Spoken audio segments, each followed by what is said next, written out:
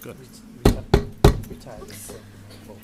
I call to order the school committee meeting of May 4th, 2026. If you are able, I ask you to stand for the Pledge of Allegiance. I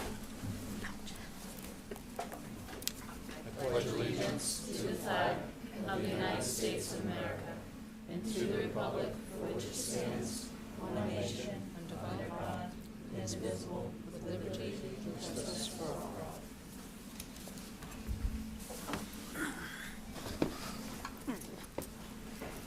Ms. Genther, can I ask you to take the roll call, please? Bess Coughlin.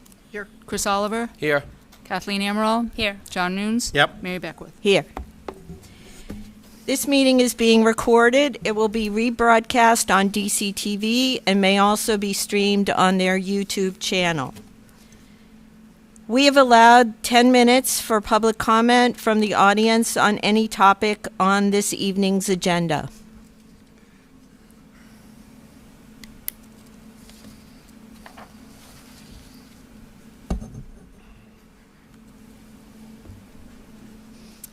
Seeing none, we will now move to tonight's agenda.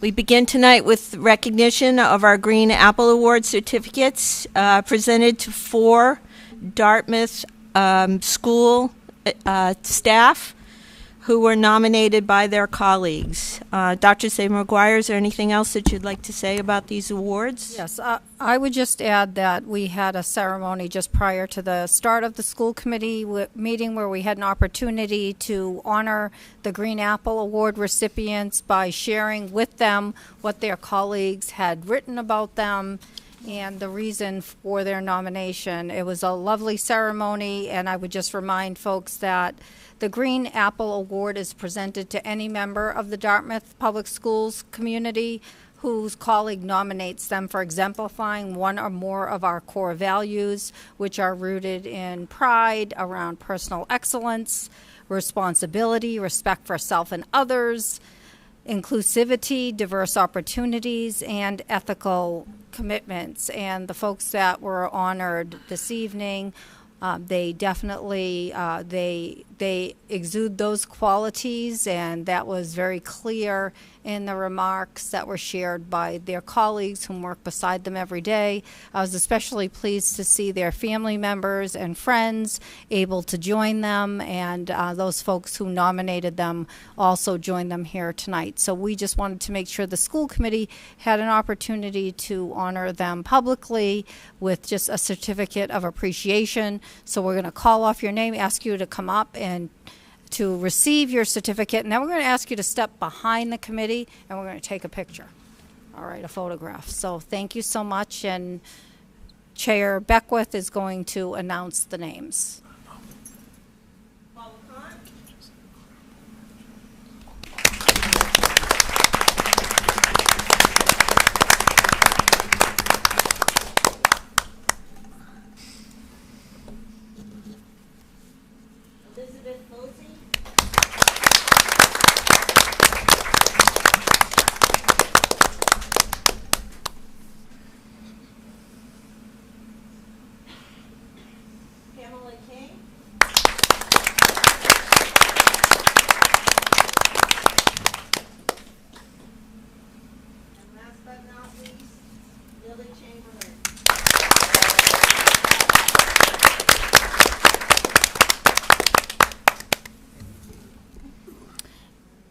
And just before we, not on purpose, but torture our recipients just for another minute to stand here before the photo, I'd just like to mention that there were many folks across the district who were nominated, and I'll mention their names: Cody Boudreau, Dana Doucette, Hilda Borges, Jenny Medeiros, Jen Oliver, Jennifer Fitton, Jess Lassie, Kelly Duarte, Melissa Pickering, Paula Tripp, Rachel Lassie, Sandra Raposo, Sherry Houle, Stephanie Church, and Sue Ubera. So those are all of the folks across the district who were also nominated for the Green Apple Award, and this is something we look forward to to continue doing on a regular basis. So thank you again, and now we'll take a picture and let them off the hook for the night. So thank you.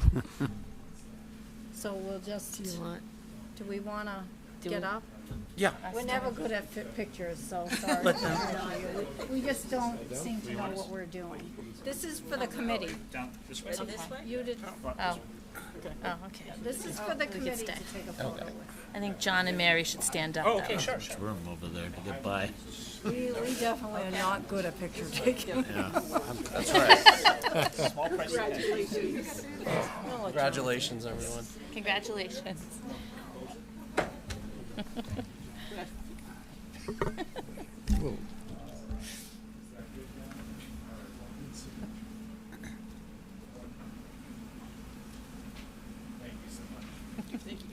Thank you again.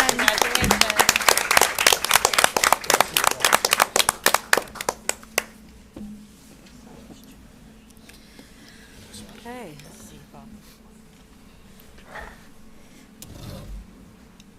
Thank you. Have a great night.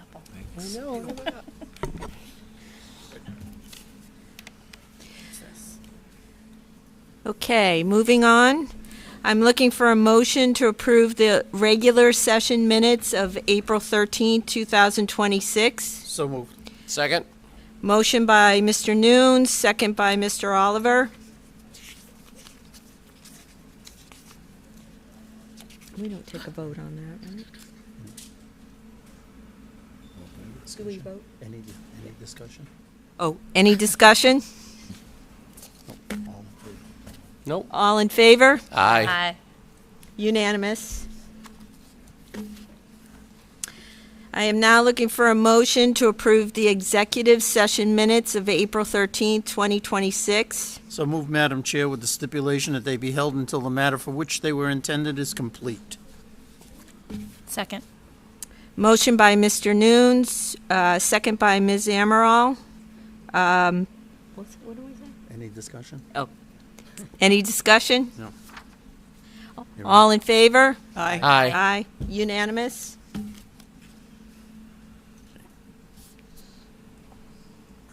We now move to the student representative report. Tonight's representative is ninth grader Charlotte Alphonse. Good evening, members of the school committee. My name is Charlotte Alphonse. Here is the Student Advisory Council update for Dartmouth High School. This week is Teacher Appreciation Week. We would like to thank all of our teachers and staff for their continued support and dedication. The PTO has organized a variety of appreciation events throughout the week to recognize everything they do for our school committee. AP exams are currently underway, and we wish all the students the best of luck as they complete their exams over the next 2 weeks. Our recent production of Mean Girls the Musical was a great success, with 4 performances held April 30th and May 2nd. Congratulations to all the students and staff involved for their hard work and talent. On April 29th, our student participated in the Special Olympics at Tabor Academy. It was an inspiring event and a great experience for everyone involved. Also on April 30th, our Best Buddies program hosted a karaoke event, continuing to build an inclusive and supportive school environment. On May 1st, we welcomed Cara Filla, a nationally recognized motivational speaker who presented to our 10th and 11th grade students on topics such as peer pressure, decision-making, and traffic safety. We are also excited for our upcoming Pre-K to 12 art show, which celebrates the work of our talented student artists. The show will be open to DHS teachers and staff and students on May 6th and May 7th. Looking ahead, the senior countdown will begin this month, as we celebrated the class of 2026 in their final weeks at Dartmouth High School. We will also encourage participation in the Teresa Street Harbor Run on May 16th. Thank you for all your time and your continued support of Dartmouth High School. Thank you, Charlotte. A lot going on. You are more than welcome to stay, but we do recognize you probably have other things to do. So thank you very much. Thank you. Thank you. Next is our spotlight on kids, and tonight it's Dartmouth Middle School. I'm going to invite Principal Peter Rossi up to introduce tonight's spotlight on kids.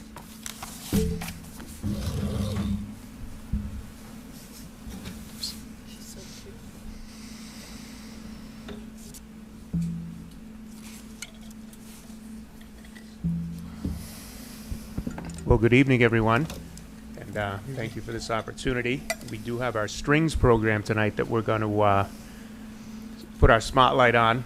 I'm going to get out of the way very quickly because there's a performance that's going to go on for you, and we do have some kids, and the directors of the program, Mr. Daniels and Ms. Church, are here, and they are fresh off their big performance of the Z. So if I can have Mr. Daniels come on up. Ms. Church.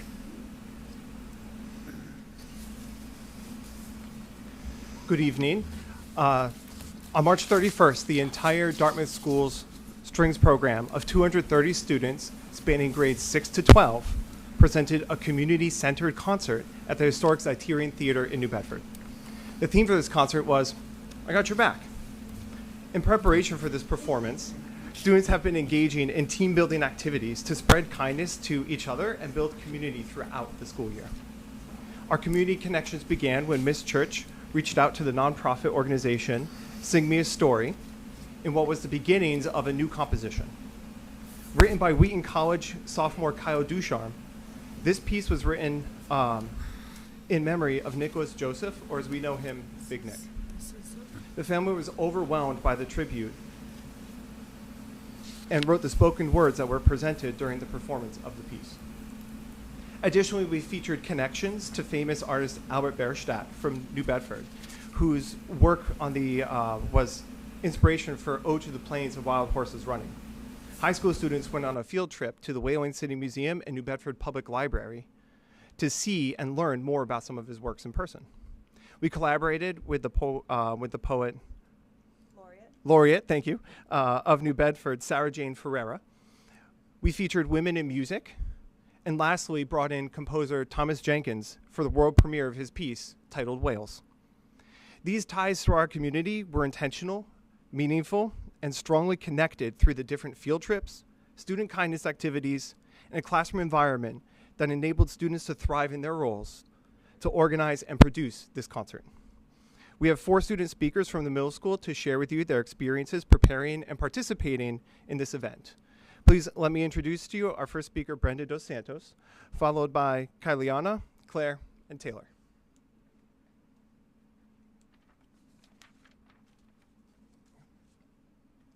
Good evening. My name is Brenda Dos Santos. I've been playing the violin for 2 years, and we are here to represent the I've Got Your Back concert. Through orchestra, I've learned a lot, but 2 main takeaways I have from the program are discipline and passion. Learning an instrument isn't easy. I faced frustration multiple times, but I stay motivated by remembering why I started playing the violin. And with the support from my teachers, I'm able to acknowledge my mistakes and fix them. Orchestra is not just an activity, it's my passion.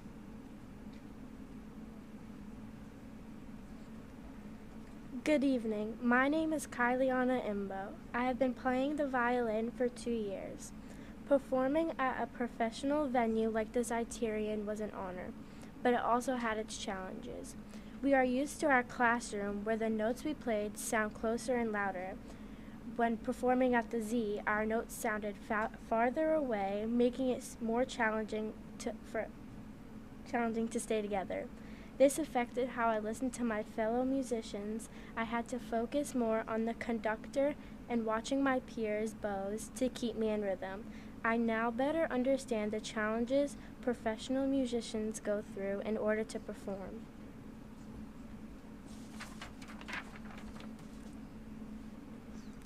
Hello, my name is Claire Kelly. I have been playing the cello for 2 years. I saw the theme of I've Got Your Back reflected in many ways during the concert. While learning the music, Miss Church and Mr. Daniels did their best to help us understand the music. On the stage, students are getting materials for each other and helping them with whatever they needed. This shows how everyone in the Dartmouth Strings program has each other's back. Thank you for supporting the arts in Dartmouth. My name is Taylor Hill, and I've been playing the cello for 2 years. One thing I want the community to know is the astounding support given by Miss Church and Mr. Daniels. Every day we end class with when one of our teachers says thank you for being our students, and we respond with thank you for being our teachers. This may seem like a silly gesture, but to us orchestra students, it's a routine that instills a sense of belonging. I have grown lots from these 2 years, but one thing that stands out is how the theme of this concert came to life backstage and at our rehearsals. When someone forgets their rosin, having their back means give them yours. Maybe you and your stand partner laughed up a mistake, even reminding them to play. No matter the problem, I know I can count on my fellow orchestra peers. Orchestra not only gives me a place where I feel like I belong, but also a place where we help one another. One of the things that is going to stick with me from middle school is orchestra and how it makes me feel.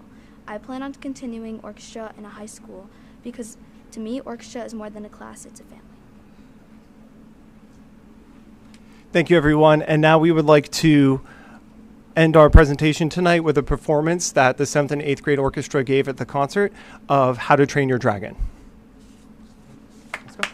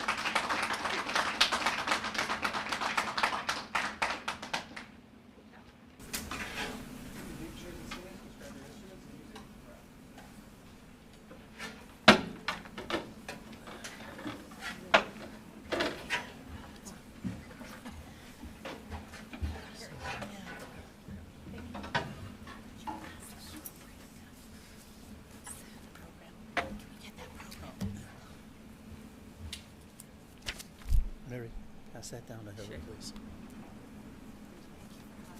Oh, thanks for coming. I just wanted to make sure we got everyone's names that performed tonight. On violin, we had Gabriel Archambault, and we had Miles Jordan. On violin 2, we had Brenda Dos Santos and Kyliana Imbo. On the viola, we had Devin Lamb and Isaac Parsons. And on the cello, we had Claire Kelly Taylor Hill, and on the bass, we had Hannah Zexter. I don't know if you have any.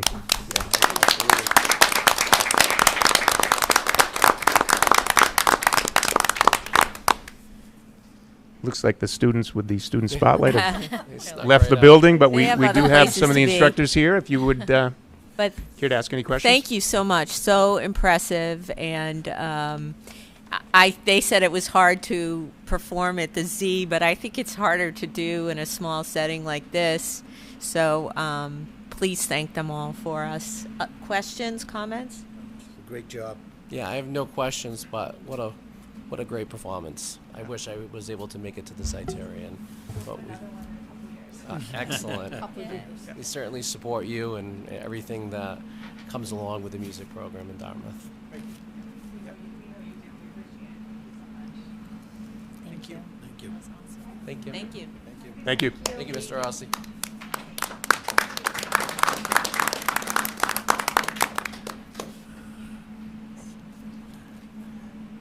Okay, we now move on to new business, and we're going to discuss the last day of school. The committee needs to take a vote on the last day of school for the 2025-26 academic year, which the last day is Tuesday, June 23rd. Excuse me, this date takes into account the 7 cancellations, January 26th and 27th, and February 23rd through 27th. Are there any questions, any discussion? No questions. Okay. All in favor of Tuesday, June 23rd, 2026? Oh, Madam Chair, make a motion that we... Oh, sorry. Yeah, it's okay. Last day of school be Tuesday, June 23rd, 2026. Second. Motion by Mr. Noon, second by Mr. Oliver. Any discussion? All in favor? Aye. Aye. Unanimous.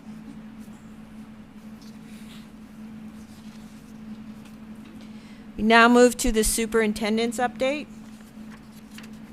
Okay, so thank you. I would just add, as far as the school calendar is concerned, that information is available on the website, and the updated calendar has been there for quite some time, and that messaging has gone out to our school community. So if anybody needs a refresher on what those dates are, they just need to go to the website, and the school calendar tab is readily accessible. But so moving into the next phase of the school year, I say this seriously, I can't believe we're like moving into the final 7 weeks of the school year.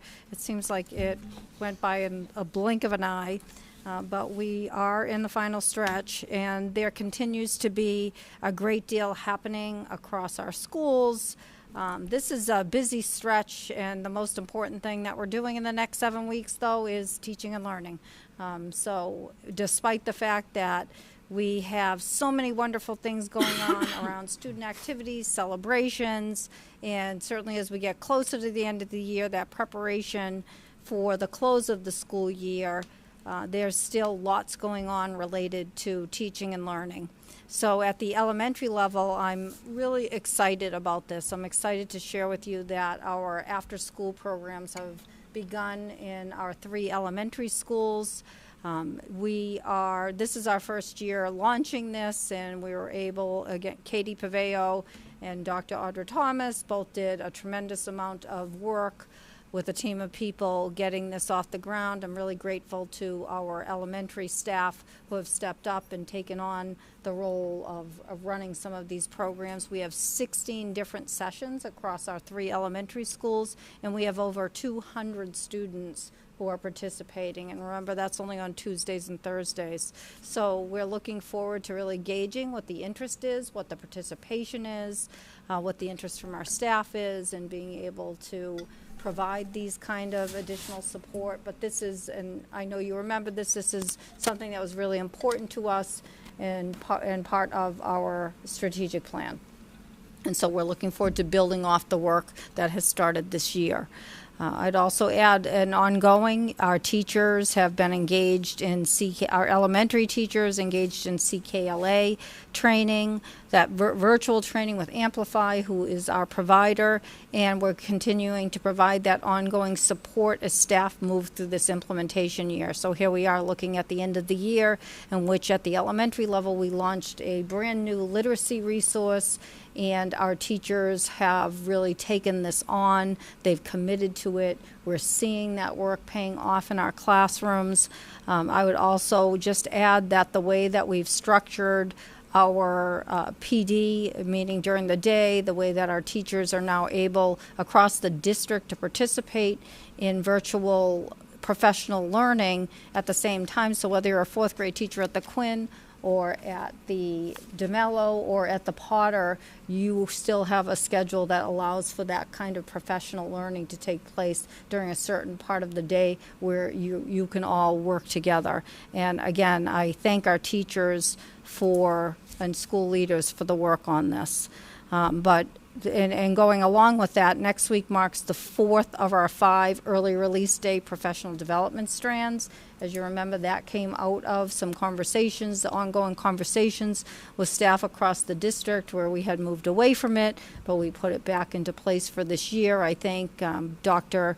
Thibault and Mrs. Paveo for the work that they've done in working with the Professional Development Committee and those folks across the district to be able to provide this kind of professional learning where staff across the district, whether you're high schools or middle or elementary staff, are able to come together. And really the professional learning is based upon the interest that staff and faculty have let us know that they're interested in being provided with professional development. That in turn not only supports the implementation of our strategic plan, but individual staff, their IPDIPs, that's their professional and individual instructional plan, and it also contributes to them being able to earn the PDPs, their PDPs toward recertification.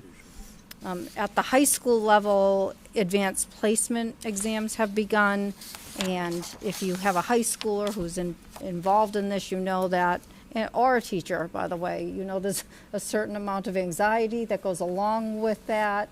And so for the families that are listening out there and have a high schooler who's involved in this, then just do the best you can to support them, because it is an anxious time for kids.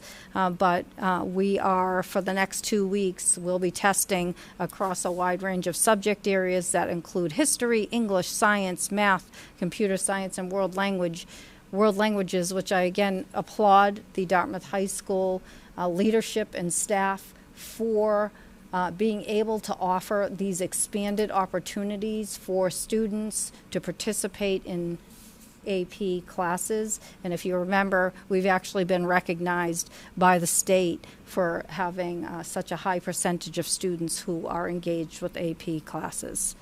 At Dartmouth Middle School, some of you know, because I know that you have visited and been able to experience students presenting their civics projects. You know, they had their civic showcase. 3 teams were selected to advance to the regional showcase at UMass Dartmouth on May 29th. Those projects are focused on women's history in the high school curriculum, suicide awareness, and empowering peers. And then there are 2 Dartmouth High School teams that will participate at the regional level, and that includes a project examining inadequate street lighting in the community. So that will be interesting to share with the greater Dartmouth community, not just the school committee. Dartmouth High School also hosted a career fair on April 15th in partnership with Business Innovation and Technology Department. Students had the opportunity to connect with professionals across industries, explore internship opportunities for the fall, and to engage with hopefully with future employers that are hiring for summer positions. So that gives them a head start, starts them thinking about some of the ways they can spend their summer and earn some money. Also, DHS TV media students. I mean, this has been a big deal for them. You know the work that Mr. Parati does with the students here at Dartmouth High School and the support that this program has. And it's paying off in that they just earned top honors in the National Academy of Television Arts and Sciences for the Boston New England Student Production Awards. We're not, so like think about this, it's not this, but it's like they're being they're being awarded an Emmy only for high school students, and it's not called the Emmys. I know Mr. Parati, so we're not supposed to call it the Emmys, but it's Emmy-like.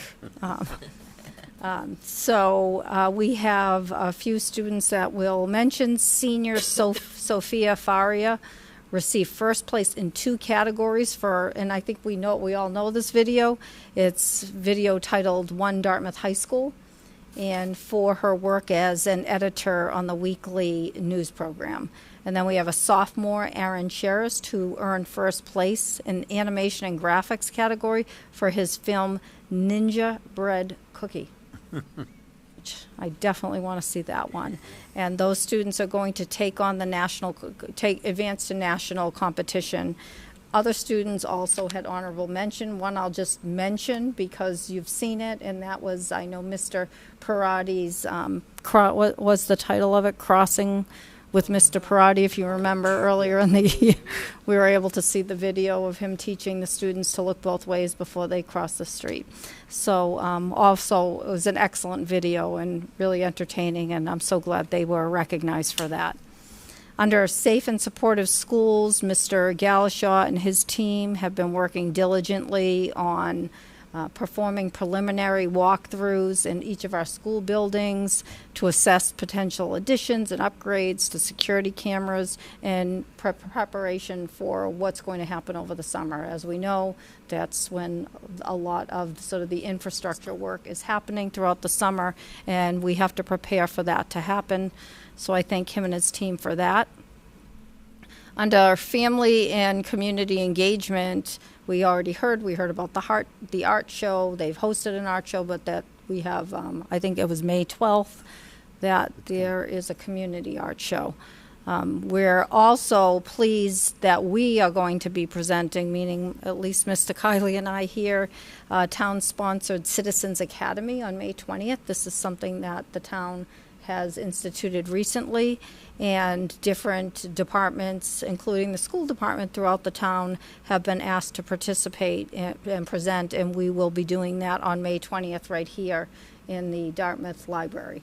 So we're looking forward to that. May 15th, we will host the Special Olympics at the soccer fields, and there will be 10 other communities welcome to Dartmouth and more than 600 student athletes for a day of competition and really a day of celebration. You heard our student representative talk about the high school drama, high school musical, Mean Girls, and 4 packed performances this weekend. I did get to attend one of them Friday evening, and it was just wonderful. Every year I think that they can't possibly even match what they had done in the previous musical, and every day they just exceed, every year they exceed expectations. It was a lot of fun, and there's just an incredible amount of talent on at Dartmouth High School. I think we have 15 seniors who participated in the most recent high school Mean Girls. But we also had one student who's a freshman who had one of the leads. So you can see us building toward the future. So again, a lot of talent, dedication, hard work behind the scenes. Under budget and capital improvement, Mr. Kiley has a couple of things that I think that he was going to update you on. I don't know if you want that, but it's up to you. I've got it. Thank you. Thank you, Dr. Sid McGuire. So the Capital Improvement Planning Committee finalized their recommendations for town meeting. So the items from our 10-year capital plan that were supported by the Capital Improvement Planning Committee are flooring replacement project, $200,000, technology hardware replacement, multiple schools, $325,000. Bathroom renovations, multiple schools, $100,000. HVAC upgrades, multiple schools, that one is $400,000. And the school bus replacement, $150,000. So that's on there just in case. We did speak about that being included by Senator Montigny as an earmark in the Senate budget process. So hopefully that goes through and gets funded, and if it doesn't, we will still get the bus we need, because right now we're busless with a broken down bus, so it's tough. So. Yeah. Mr. Guy, through you, Madam Chair. Mr. Guy, have we heard anything from Senator Montigny? I know it passed the Senate. Yeah, I mean, it looks like it's going to be included. Okay. But we won't know until they really, until the ink is dry. Yeah, until they finalize. So. Okay. Yep. Thank you. Mm-hmm. Other questions? I'm just going to move on to human resources, what's going on in the world of HR. Well, as you know, we have summer school, extended school year positions that are advertised. The deadline has actually passed for applying for those positions, so I will check in with Mrs. Denicio and Mrs. Redlawn to see if we have the number of staff that we need, and if not, we'd end up re-advertising and looking for more staff. As far as posted positions for the 26-27 school year, some of you have seen, I know that Mr. Rossi has officially announced his retirement. We're very sad about that, but at the same time, we look forward to having a healthy pool of candidates who are interested in coming to Dartmouth or staying in Dartmouth or whatever that may be to become the next Dartmouth Middle School principal.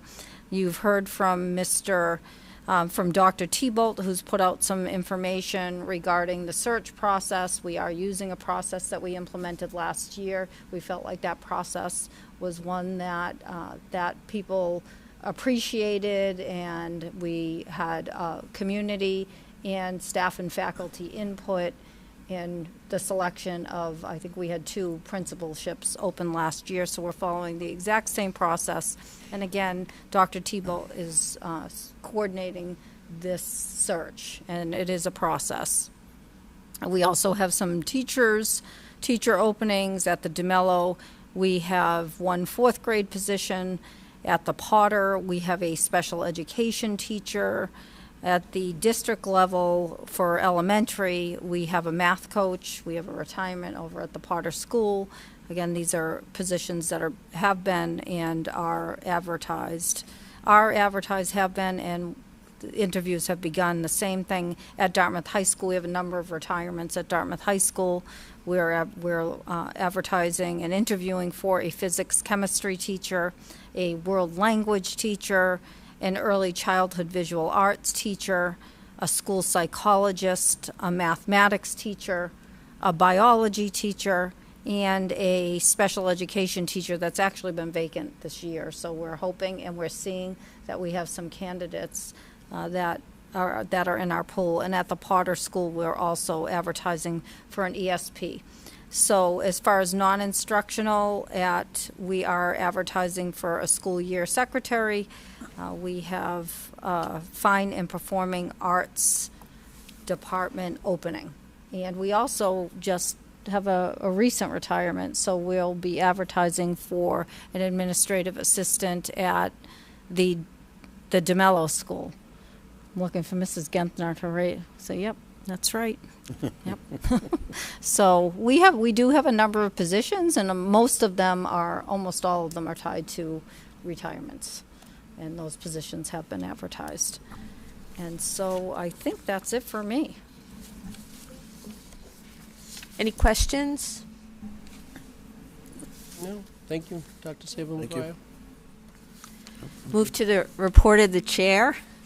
Haven't done this before, so first thing, wanted to look at summer meeting dates for summer 2026. We can do that tonight or at our next meeting, but But we currently have meetings scheduled for June 22nd, July 20th, and August 31st. Last year, we canceled that late June meeting. Is that something we want to consider doing again? Or do you want to wait and talk about this? I'm sorry, I moved ahead. No, Is it okay to talk tonight? yeah, I'm fine. I'm fine with that. Okay. I would say, pending anything that's critical, I'm okay with canceling it, Okay. unless there's something. Great. If the agenda's jam-packed for some reason at the first June meeting, Okay. we need to split it I think up. we have to, Wait and see? Wait, personally, I would rather wait and see what comes up with town meeting. That's just a thought on my part. Okay. I mean, I'm not expecting any curveballs, but, Okay. I mean, I know we've got the meeting on the 8th, which is after town meeting, that's fine, but I'm just, if there's more that needs to be done. You want to leave it on the books until the Leave it. 8th? I would personally, if we left it on the books and then, canceled it later, it would be fine. What's the ones in July? July 20th? Okay, because I don't have that one on my calendar. No. It's because we haven't. Oh, we haven't put them on? We haven't put them on yet. Ah, It's the start of the new year. okay. Okay. And then the 31st, August 31st? Is that what you're looking at? Okay. All right. So Okay, never we're mind. going to send the dates out for all of next year Okay. before the next meeting. Perfect. Okay. Cool. Okay. And also at the next meeting, we'd like to set the date for our annual retreat in August. So just be prepared to do that. Yep. So we all got an invitation for the senior prom. So it's in your email. So just respond to that when you get a chance. Yeah. That is Thursday, May 28th at 6 p.m. in Newport at the Ocean Cliff. Ocean Cliff. Yeah. And just a reminder that the graduations, high school is May 31st, Sunday at 10 a.m. And the middle school graduation is Thursday, June 18th at 6 p.m.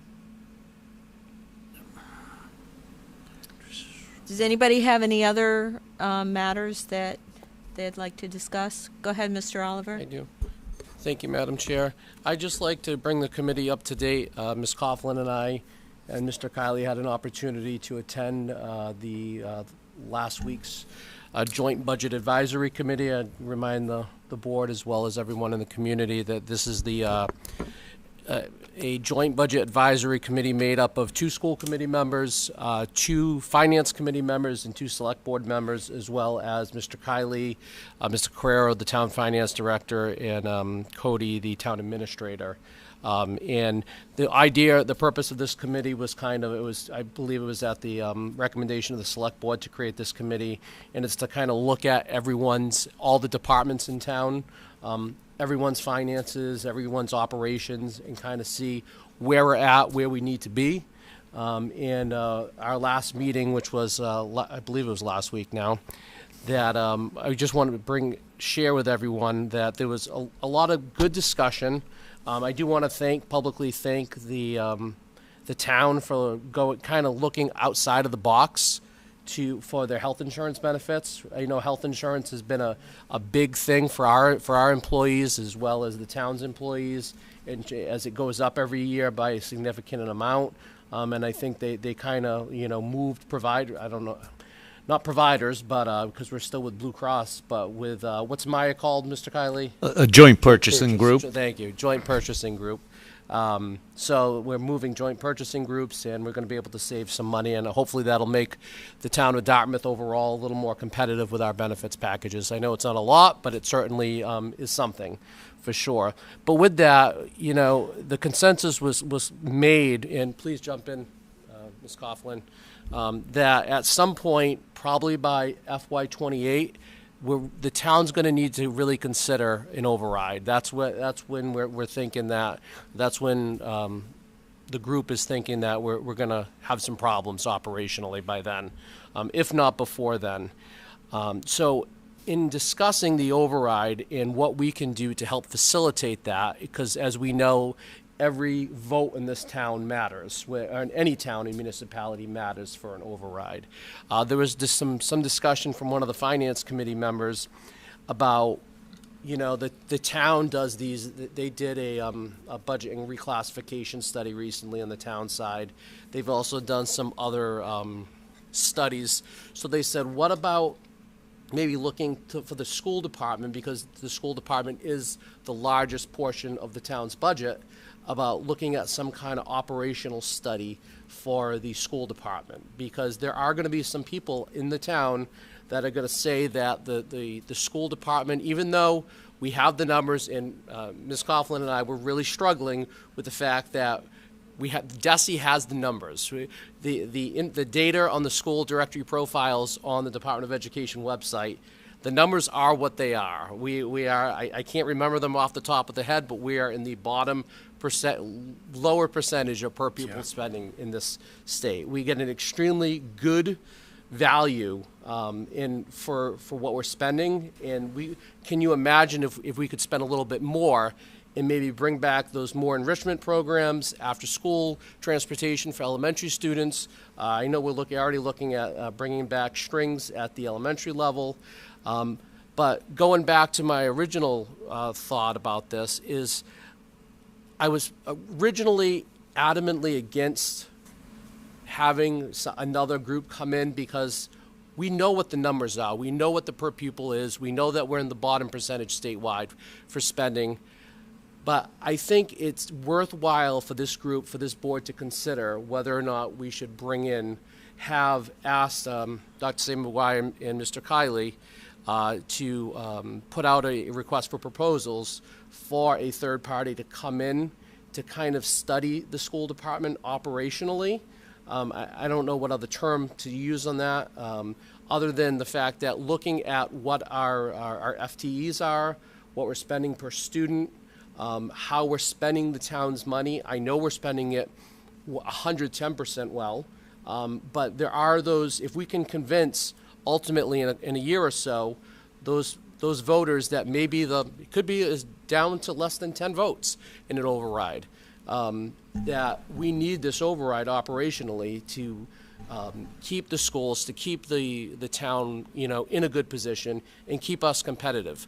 Because as we all know, education is becoming more and more competitive. Families and students have choice. Just like we have students that choice into Dartmouth High School, there are students that choice out of Dartmouth Public Schools. So that means, there's competition. So what we need to do is try to keep our programs strong. And I think by keeping one of the ways to keep our programs strong would be to ultimately have an operational override to keep us at the very least at a status quo as we continue to grow beyond 2.5%, and then maybe try to bring in some of the extras back that we've lost over the years. Personally, I was not for it, but I think it's worthwhile maybe at the next meeting to deliberate on this more. I just wanted to put it out there for your consideration. And this would only be if the select board and the finance committee would be willing to take over the cost of the study. That would be my question. Yes, we would look to them to take over the cost of the study, which, in my experience, would probably be between $10,000 and $15,000 for a study of that magnitude. However, I think at the end of the day, if we can convince some people to have a third party looking at our data and looking at the facts, and we already know, as a committee, I think we already know what that's going to be. But if we can maybe convince a few people in the community once it comes to the override, because all we can do as a board is put out facts, right? We can't campaign for an override. All we can do is put out the facts. So if we have a third-party study looking at our operations, I would defer to the administration on what's the best route to go about that. But for what it's worth, that's my 2 cents on, if we could maybe at least have some more discussion. I know it wasn't on the agenda tonight, but I at least wanted to brief the committee as to what came out of that meeting. Yeah, I will say that, yes, I had a very hard time with the fact that we do have the data and yet it isn't accepted by everybody on the Budget Advisory Committee. But that being said, if it's not accepted by everybody on the committee, then perhaps the greater Dartmouth community won't accept that data either. One of the other problems I have with having an outside group come in is it's going to not only take money, but it's also going to take time. And depending upon how much time, that might delay the need to move this forward. And I would love to see more activities in the school, more music, more extracurriculars. But I think what we really need to say is we need an operational override just to maintain what we have. We are not, at this point, if we don't do this in the near future, we will not be able to maintain. So, yes, it would be nice to have more, but we don't even know what an override might be if it comes, but if we don't get more money, we will not be able to maintain the quality, the number of teachers, the number of opportunities for our students. So that's on the horizon, and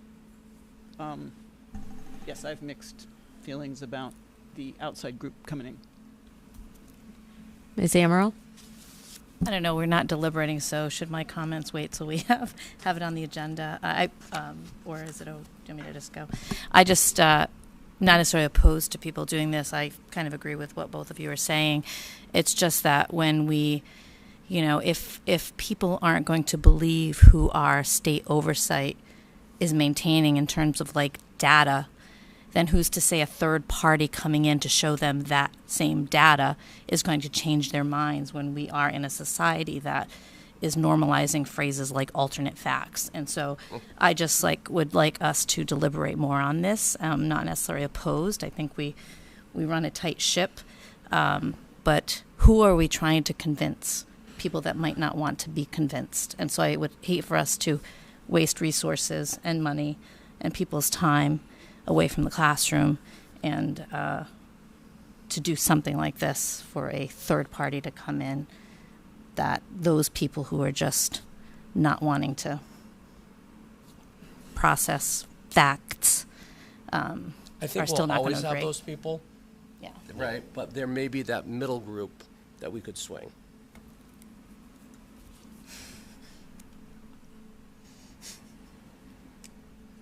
Mr. Nunes, you have... How about if I'm the one that's really not in favor of this at the moment? Okay. Okay. In all seriousness, I mean, how many different... Mr. Kiley and Dr. Saber Maguire have put slides up at select board meetings, at finance committee meetings, at our meetings here, that have the numbers that we provide to DESE that are reviewed and such, that say, here's where you are, you're 320th out of 351 cities and towns for per pupil spending. Just pick a number. I may, that type of deal. Okay. What are these people going to say? Yeah, we agree with those numbers, and we're going to spend. And Chris, I think you're a little off on your numbers, your costs. Okay. What numbers are you referring to? The cost of the 10 to 15,000. I don't think so. Yeah, but. That's just a personal opinion. Number one, number two, who's going to do this type of deal, and what type of a reputation do they have? And number three, I do agree with how much time is it going to take, how much effort is going to be needed by our administration, not only at Bush Street but throughout the district, to try and pull information together for these people. Right. At the end, to literally, with all due respect, just regurgitate the numbers that we've already had and we've seen. Mm-hmm. Okay? I don't see a benefit in a personal opinion at this point in time unless somebody convinces me of something different. That's my 2 cents. Okay. Well, why don't we put it on the agenda Put it on for the next agenda for the time, next Fine. meeting? and Yep. we can That's all I really wanted. discuss more. And also maybe if we have some suggestions for outfits that do this kind of assessment, you know, if we know of anybody that does that. Yeah, you're gonna have to. Yeah, NESDEC is one of them. Okay. New England Yeah. School Development Council. Okay. I know that's one of them, and I know there's another one out there. Okay. Maybe All right. higher ed institution, maybe. Okay. Yeah. Thank you. I was All right. just looking to get it on the agenda. Nope. Any That's other right. matters? Nope. Nope. I'm good. Okay, so our next regular meeting of the school committee is scheduled for Monday, May 18th at 6 p.m. right here in the Dartmouth High School Library Media Center, as well as via live stream. So I'm now seeking a motion to adjourn into executive session pursuant to M.G.L. C30A 21A2 to conduct grievance hearings pursuant to the collective bargaining agreement between Dartmouth School Committee and the Dartmouth Educators Association. You also need one pursuant to Mass General Law, Chapter 30A, Section 21A3 to discuss strategies with respect to collective bargaining where an open meeting would have a detrimental effect on the school committee bargaining position. That's with AFSCME. All right. So I'll make that motion, Madam Chair, and not to return to open session. Okay. Is that second? Motion by Mr. Nunes, second by Ms. Amaral. Roll call, please, Ms. Genther. Bess Coughlin. Yes. Chris Oliver. Yes. Kathleen Amaral. Yes. John Nunes. Yes. Mary Beckwood. Yes. This meeting is adjourned.